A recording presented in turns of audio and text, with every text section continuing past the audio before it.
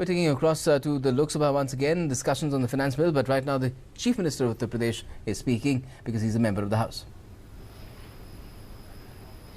अपने संसदीय कार्य मंत्री श्री अनंत कुमार जी का कि जिन्होंने मुझे आज इस महत्वपूर्ण विषय पर बोलने का अवसर यहाँ पर पार्टी की ओर से दिया है।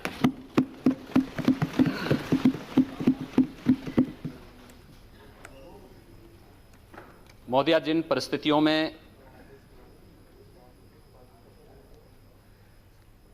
श्री नरेंद्र मोदी जी के नेतृत्व की सरकार को इस देश के अंदर सत्ता प्राप्त हुई थी, एक लड़खड़ाई हुई अर्थव्यवस्था,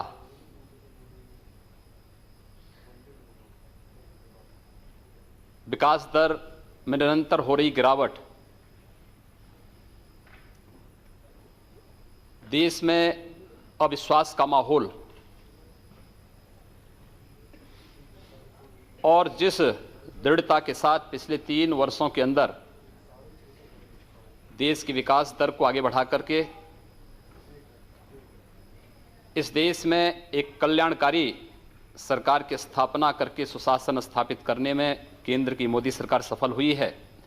और केवल भारत ही नहीं बल्कि दुनिया में देश दुनिया के लोकतंत्र के लिए और लोकतांत्रिक व्यवस्था के लिए उन सभी देशों के लिए एक आदर्श बना है। और यही कारण है कि दुनिया में अब कहीं भी जहां चुनाव हो रहे हैं तो वहां पर एक आइकॉन के रूप में देश के प्रधानमंत्री श्री नरेंद्र मोदी जी को लोग सामने रखते हैं।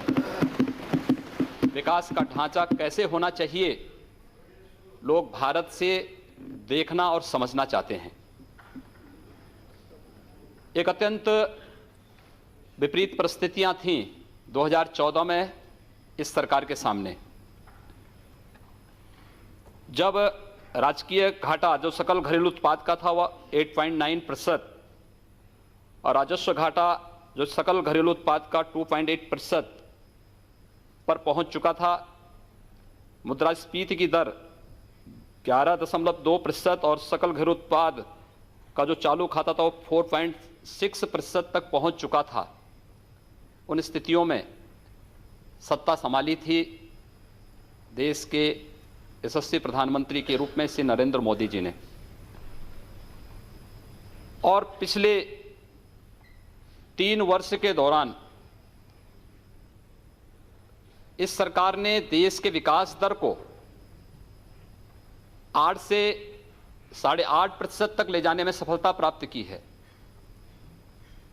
यह दुनिया के लिए कौतूहल और आश्चर्य का विषय है।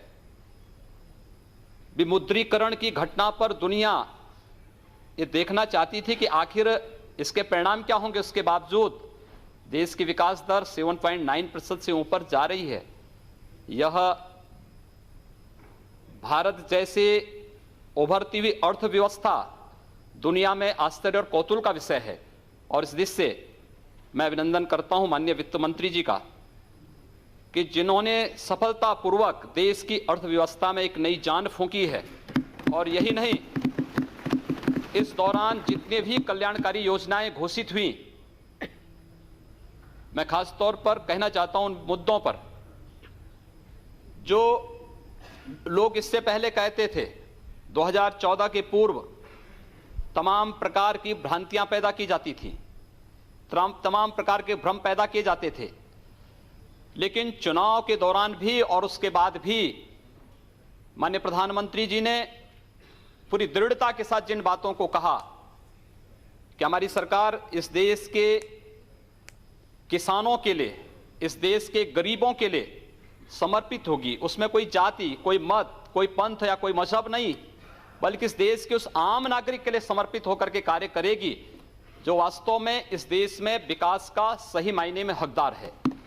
और उस तक पहुंचाने के लिए जिस प्रकार का कार्य किया, महोदया, मुझे याद है 1996-98 के दौरान कुछ प्राकृतिक आपदाओं से पीड़ित किसानों के बीच में मुझे जाने का अवसर प्राप्त हुआ था। उस दौरान मैं देखता था कि सरकार चेक देती थी उन किसानों को 1000 रुपए की, तो 1000 रुपए का जो चेक उन किसानों को मिलता था, उन किसानों के पास अपने खाते नहीं होते थे। बैंक में जाते थे तो बैंक उनको कहता था कि खाता आपके पास नहीं है, आप पहले 500 रुपया जमा करिए तब तुम्हारा ये चेक जमा हो पाएगा बैंक में। किसी सरकार ने नहीं सोचा, लेकिन जनधन योजना के माध्यम से देश के अंदर 25 करोड़ गरीबों के परिवारों के खाते खोलना, यह देश के गरीबों के प्रति इस सरकार की सोच को प्रदर्शित करता है, जो आम नागरिक के लिए, उसमें हर जाति के लोग थे, हर मत हर लिंग से जुड़े हुए लोग थे, कोई भेदभाव किसी के साथ नहीं हुआ। इस सरकार ने उसके बाद जो योजनाएं घोषित की, चाहे वो डिजिटल इंडिया का हो, स्टार्टअप इंडिया का रहा हो, स्टैंड अप इंडिया का हो, इस देश के युवाओं के स्वावलंबन के लिए प्रधानमंत्री मुद्रा बैंक योजना की शुरुआत कितनी अच्छी योजना थी। इस देश की महिलाओं के लिए समर्पित प्रधानमंत्री उज्ज्वला योजना, गांव में हम लोगों को जाने का अवसर प्राप्त होता है, और आज एक गांव की गृहिणी इस बात को कहती है कि अब मुझे इस बात की चिंता नहीं कि लकड़ी नहीं मिलेगी या बरसात के कारण अगर ईंधन उसे प्राप्त नहीं होगा तो उसके घर में रसोई नहीं जलेगी, क्योंकि प्रधानमंत्री जी ने उसके घर तक उज्ज्वला योजना के अंतर्गत रसोई गैस पहुंचा दिया है। कल्याणकारी योजनाओं को किस हद तक पहुंचाने का कार्य और किस तत्परता के साथ हुआ है। इस 2.5-3 वर्ष के दौरान जितनी कल्याणकारी योजनाएं इस देश के अंदर, विकास की योजनाएं जिस तत्परता के साथ प्रारंभ की गई, वह देश और दुनिया में एक आदर्श मॉडल के रूप में भारत सबके सामने प्रस्तुत हुआ है। और इसलिए मैं आप, जब वित्त विधेयक पर चर्चा हो रही है, इस देश का पूर्वी भारत विकास के पैमाने पर हमेशा पिछड़ता जाता था, उपेक्षित था, कोई उनके बारे में नहीं सोचता था। मैं स्वयं पूर्वी उत्तर प्रदेश से 1998 से लगातार इस सदन में चुन करके आता हूं और आता रहा, हम अपनी बात को कहते रहे, कोई सुनता नहीं था। 26 वर्षों से गोरखपुर का फर्टिलाइजर कारखाना बंद था। जब भी हम लोग अपनी बात को रखते थे तो कहते थे इसके बारे में कोई पॉलिसी बनाएंगे, बंद उद्योग को कैसे चला पाएंगे। लेकिन मैं धन्यवाद दूंगा और आभारी हूं माननीय प्रधानमंत्री जी का, 26 वर्षों से बंद उस गोरखपुर के फर्टिलाइजर कारखाने को न केवल माननीय प्रधानमंत्री जी ने पिछले वर्ष जाकर के शिलान्यास किया है, वहां पर कार्य भी प्रारंभ हो गया है, और 2019 से पहले गोरखपुर में, बरौनी में, सिंदरी में नए फर्टिलाइजर कारखाना स्थापित होकर के खाद उत्पादन का कार्य, उर्वरक उत्पादन का कार्य प्रारंभ भी हो जाएगा। पूर्वी उत्तर प्रदेश में मैं इस सदन में लगातार चिल्लाता था, उत्तर प्रदेश के 34 जिले इंसेफ्लाइटिस से पीड़ित थे, मासूम बच्चे मरते थे। आश्चर्य होता है मुझे इस बात पर कि जो लोग बार बार इस बात को कहते थे, दलितों की बात करते थे, अल्पसंख्यकों की बात करते थे, अधिकतर मरने वाले बच्चे दलित और अल्पसंख्यक समुदाय के थे, 90% बच्चे उस समुदाय के थे, लेकिन उनकी पीड़ा को कभी किसी के द्वारा यहां पर सहानुभूति दिखाने का प्रयास नहीं हुआ। माननीय प्रधानमंत्री जी ने गोरखपुर को एम्स दिया, और एम्स जैसा चिकित्सा संस्थान गोरखपुर में आज कार्य उसका प्रारंभ हो रहा है। देश के अंदर बुनियादी ढांचे का विकास कैसे होना चाहिए, यह मॉडल देश के अंदर प्रधानमंत्री ग्रामीण सड़क योजना के माध्यम से हमारे आदरणीय नेता पूर्व प्रधानमंत्री श्री अटल बिहारी वाजपेयी जी ने तो प्रारंभ किया था। इस देश के अंदर अंतर्राष्ट्रीय मानक के 4 लेन और 6 लेन के एक्सप्रेसवे बन सकते हैं, यह मॉडल उन्होंने इस देश को दिया। और आज जिस तेजी के साथ इस देश के अंदर कार्य प्रारंभ हुआ है, वह मुझे लगता है कि विकास का एक अद्भुत ढांचा जो भारत को दुनिया की एक महाशक्ति के रूप में स्थापित करने में महत्वपूर्ण भूमिका का निर्वाह कर सकता है। महोदय, मैं आभारी हूं कि इस सदन में 1998 से लेकर के अब तक मुझे बहुत कुछ जानने, सीखने, संसदीय प्रणाली के बारे में बहुत कुछ सीखने का अवसर मुझे यहां प्राप्त हुआ है। और उत्तर प्रदेश के बारे में आज उत्तर प्रदेश का दायित्व मेरी पार्टी ने मुझे सौंपा है और मैं उत्तर प्रदेश में सेवा के लिए अपनी सेवाएं वहां प्रदान करने के लिए जा रहा हूं। लेकिन मुझे बड़े दुख के साथ कहना पड़ता है कि 2.5 वर्ष में 2.5 लाख करोड़ रुपए केंद्र की मोदी सरकार ने उत्तर प्रदेश को दिए, लेकिन इस दौरान मात्र 78,000 करोड़ रुपए ही उत्तर प्रदेश के अंदर व्यय हो पाए हैं, क्योंकि उनका कोई विकास का ढांचा नहीं था। और मुझे लगता है कि ये जो स्थितियां हैं उत्तर प्रदेश के अंदर, मिला जनादेश स्वतः उन लोगों को जिन लोगों ने विकास और लोक कल्याणकारी योजनाओं पर हमेशा प्रश्न चिन्ह लगाने का प्रयास किया है, उन लोगों पर एक तमाचा भी है। उत्तर प्रदेश का जनादेश इस बात को साबित करता है। मैं केवल अनुरोध करना चाहूंगा महोदय आप सबसे कि उत्तर प्रदेश के अंदर विकास का एक नया ढांचा, सबका साथ और सबके विकास की तर्ज पर अपने नेता आदरणीय प्रधानमंत्री श्री नरेंद्र मोदी जी के मार्गदर्शन में उत्तर प्रदेश के अंदर उत्तर प्रदेश की नई सरकार स्थापित करेगी। हम हर जाति, हर वर्ग और उत्तर प्रदेश के प्रत्येक नागरिक के विकास के लिए और उत्तर प्रदेश के प्रत्येक क्षेत्र के विकास के लिए हम लोग संकल्पित होकर के कार्य करेंगे। जो धनराशि अब तक खर्च नहीं हो पाई है, किन कारणों से खर्च नहीं हो पाई है, इन पर हम लोग प्रभावी ढंग से कार्य करने के दृष्टि से आज यहां पर उपस्थित हुए हैं।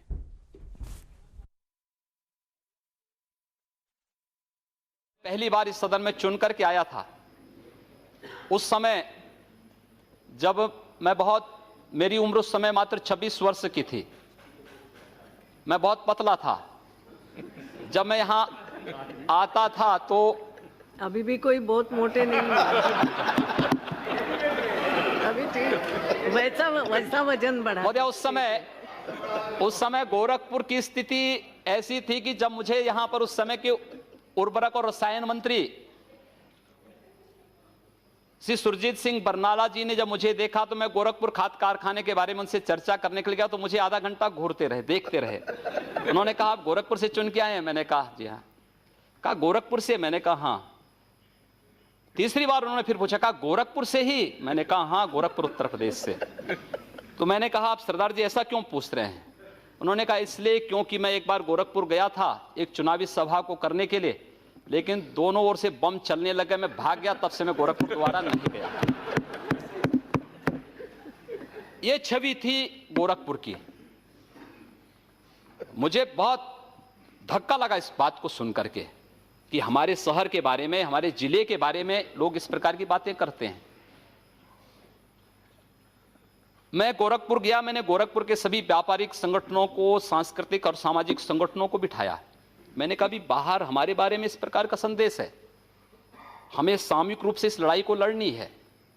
सरकार कोई भी हो वह चलती रहे, लेकिन इस समाज की समस्या है, हम इसका समाधान यहां मिल बैठ करके करें।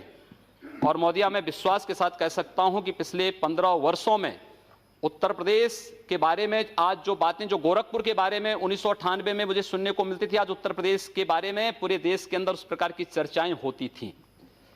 लेकिन मैं कह सकता हूं कि इन 15 वर्षों में हम लोगों ने गोरखपुर में एक भी व्यापारी को गुंडा टैक्स नहीं देने दिया, एक भी व्यापारी का, किसी भी चिकित्सक का अपहरण नहीं करने दिया, कहीं हमने किसी को अराजकता नहीं फैलाने दी।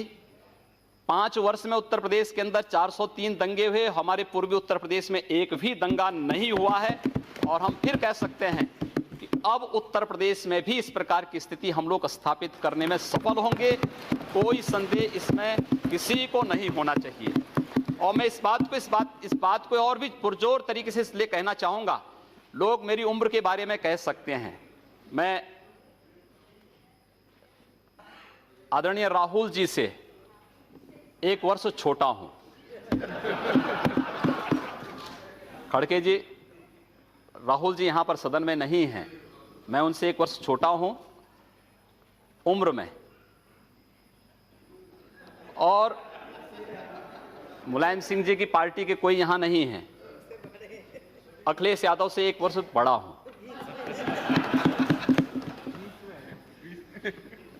एक जो दोनों की जोड़ी के बीच में मैं जो आ गया, मुझे लगता है कि यह आपकी विफलता का एक बड़ा कारण हो सकता है। लेकिन मैं आप सबको आमंत्रित करूंगा, आप सबका प्यार और स्नेह। आप बोल सकते हैं। अरे क्यों? अरे मेरा नाम आप बोले ना, बोले। अब इसीलिए वो राहुल जी 1 साल उनसे बड़े हैं, अखिलेश जी उनसे 1 साल छोटे हैं, उनके दोनों के बीच में वो है। लेकिन अब आप एक बार आप अधिकार में आए हैं, वहाँ के चीफ मिनिस्टर बने हैं, आपको बधाई देता हूँ। लेकिन आप इस स्टैंडर्ड को मेंटेन करो। चीफ मिनिस्टर बन के जब आप उस कुर्सी पे बैठते हो, उसी की गरिमा रख के आगे चलो। मैं उसी की गरिमा की बात करने के लिए आया हूँ। आपसे बड़े हैं इसलिए अच्छा आशीर्वाद दिया है, जी। समझ लो। अध्यक्ष महोदय, मैं आप सबको इस बात, आप लोगों ने मुझे बड़ा स्नेह दिया है और मैंने शुरू में ही कहा कि मैंने बहुत कुछ सीखा है इस सदन से। वास्तव में एक सामान्य शिष्टाचार और मैनर क्या होता है संसद में सीखा जा सकता है। हम लोग, जब मैं पहली बार चुना गया था सांसद, तो मैं इस बात के लिए थोड़ा अंदर से संकित था कि पता नहीं कैसा व्यवहार होता है। लेकिन जैसे ही हम लोग संसद परिसर में प्रवेश किए, यहाँ के एक एक कर्मचारी का जो सद्व्यवहार था, जो शिष्टाचार था, और वह केवल सदन में हम लोग यहाँ पर बहुत बार वह देखने लायक है, उस समाज को बताने लायक है, क्योंकि बाहर हमारे बारे में बड़ी भ्रांत धारणाएं पैदा की जाती हैं। सदन के अंदर जो शोरगुल होता है, हम मानते हैं लोकतांत्रिक प्रक्रिया का एक हिस्सा हो सकता है। हम लोग बहुत बार, हमारी जो आपस में बहस होती है उसमें बहुत वाद विवाद हो जाता है, लेकिन बाहर हम लोग जब गैलरी में मिलते हैं तो एक दूसरे से गले मिलते हुए दिखाई देते हैं। हम सारी चीज़ों को फिर यहीं पर छोड़ करके बाहर वही सद्भावनाएं हमारे बीच में होती हैं। और मैं इस सब से, इसीलिए आप पूरे सदन से मैं इस बात को कहना चाहूँगा कि हमारी पार्टी ने, हमारे नेता ने मुझे जो दायित्व दिया है, मैं आप सबको आमंत्रित करूँगा उत्तर प्रदेश में। आप उत्तर प्रदेश में आए, स्वागत होगा आप सबका। उत्तर प्रदेश आदरणीय प्रधानमंत्री जी के सपनों का प्रदेश होगा, देश का उत्कृष्ट प्रदेश होगा, भ्रष्टाचार मुक्त प्रदेश होगा, दंगों से मुक्त प्रदेश होगा, अराजकता और गुंडागिर्दी से मुक्त प्रदेश होगा। और उत्तर प्रदेश में हम विकास का एक ऐसा मॉडल देंगे कि उत्तर प्रदेश के नौजवानों को पलायन नहीं करना पड़ेगा। उत्तर प्रदेश में माताओं और बहनों को अपनी सुरक्षा के लिए कहीं गुहार नहीं करना पड़ेगा।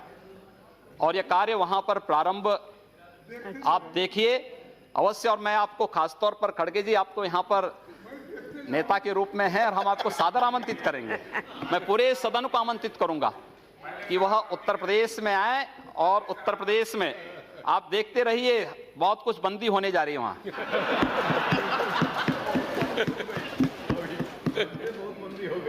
बहुत कुछ वहां पर बंद होने जा रहा है।